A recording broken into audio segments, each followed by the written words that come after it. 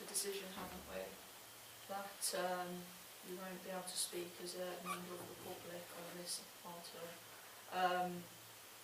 In addressing some of your issues with the Human Rights Act, in regards to Article 6, we're mindful that there's been no predetermination, and therefore you will receive a fair trial. You've also got an independent person and a clerk to advise us to make sure everything's fair and properly. In regards to Article 10, should I say, of the Human Rights Act, you will be able to stay in the room, obviously, so you'll be able to express your views, and therefore you will be able to express your opinions and things on the matters. So,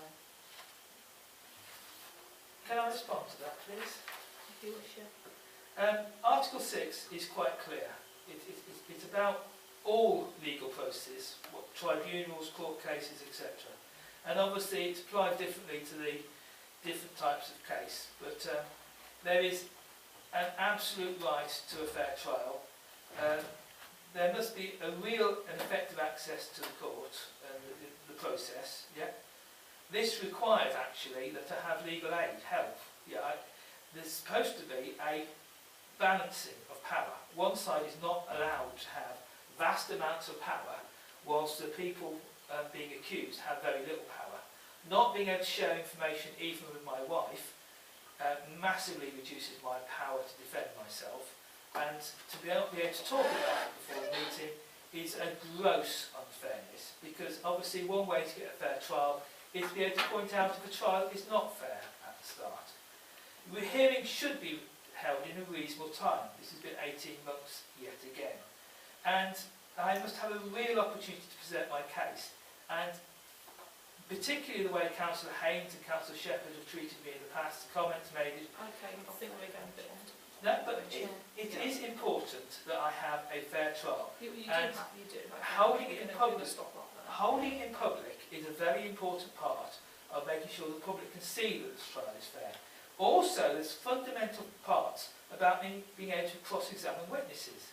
We do need an equality here, and there's various things in this statement and the pink papers I can't share with my wife that are actually wrong. Freedom of speech is really, really important, and I do not see why I cannot talk before my trial to you in public to explain some of my concerns about the process.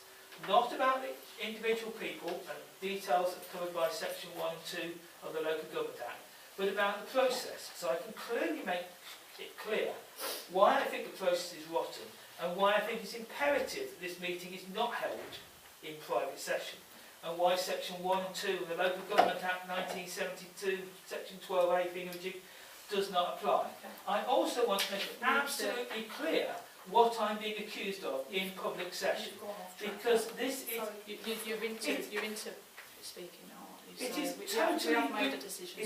totally ridiculous over what I've been charged. I've been charged of writing one sentence on a YouTube channel which you could have deleted if you didn't like it, or you could reply to. Yeah, can we please turn the... We are leaving this meeting as we will not get a fair trial, as you will not allow us to speak in public about what we're being accused of. Told you were able to speak. We have been accused by a Labour councillor of doing something dreadfully wrong. I'll turn it off for you. We've been accused by a Labour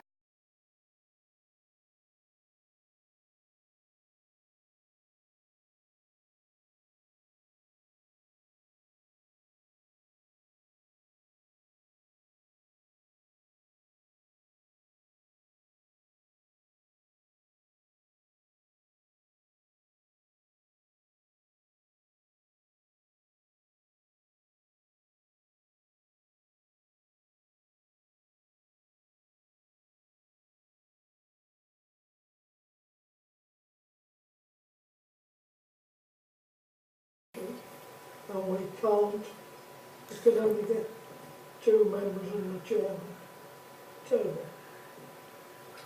Anyway, John, is there someone we can raise that issue with? no, I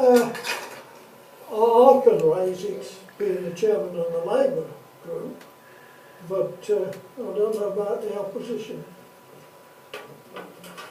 Mind you, there are some members of the opposition that I wouldn't want to.